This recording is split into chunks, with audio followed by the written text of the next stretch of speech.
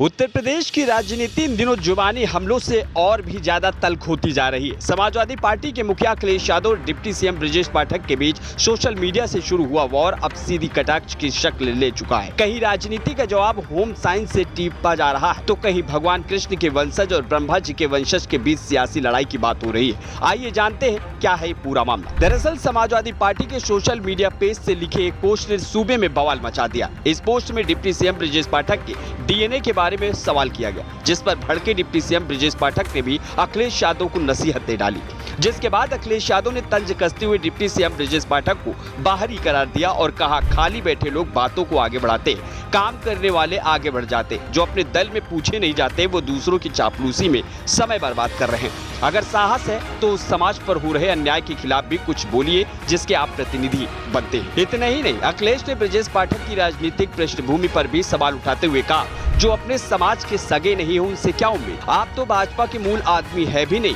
बस भाषा और व्यवहार में घुलने मिलने की कोशिश कर रहे हैं। अगर आपको लगता है कि आपका भविष्य भाजपा में सुरक्षित है तो एक बार उन लोगों की हालत देखिए जो पहले से भाजपाई थे, आज वो कहां। सपा प्रमुख ने कहा, आपका समाज सत्ता में बैठे लोगों को आज भी स्वीकार नहीं करता, न वो आपको स्वीकारते हैं न आपके समाज को, और अगर आपने अब भी नहीं संभला तो वो दिन दूर नहीं जब आप इतिहास में सिर्फ एक नाम बनकर रह जाएंगे। जिसके बाद अब जवाब देने की बारी थी डिप्टी सीएम ब्रजेश पाठक। उन्होंने अखिलेश यादव को टैग करते हुए सोशल मीडिया साइट एक्स पर करारा पलटवार किया और लिखा, आपने मेरे एक छोटे से सवाल के जवाब में पूरी थीसिस लिखवा दी, पर मेरी सलाह की बच्चों से लिखवाकर पोस्ट करने से पहले एक बार खुद पढ़ लिया करें। पर्चा राजनीतिक विज्ञान का था, जवाब होम साइंस से टिप दिया। इसके बाद ब्रजेश पाठक ने वो सवाल दोबारा दोहराया जिससे सारा विवाद शुरू हुआ था। उन्होंने लिखा, मैं तो बस सपा की डीएनए के बारे में पूछ रहा था, लेकिन जैसे ये मुद्दा उठा समाजवादी पार्टी से जुड़े माफियाओं की तस्वीरें सामने आने लगी, चाहे वो अतीक अहमद हो, मुख्तार अंसारी हो, राम मंदिर आंदोलन में गोली चलवाने वाला हो या मुजफ्फरनगर दंगे। सपा की पहचान हर काले अध्याय से जुड़ी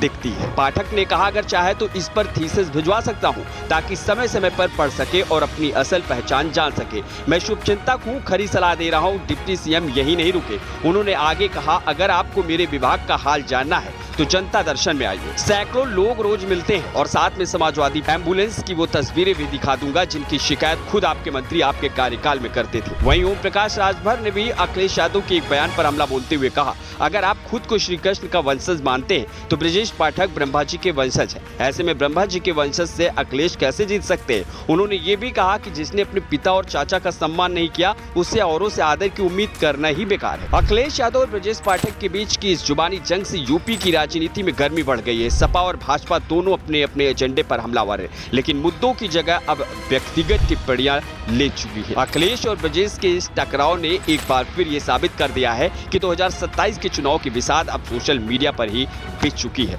जहां शब्द ही हथियार है और ट्वीट ही तलवार।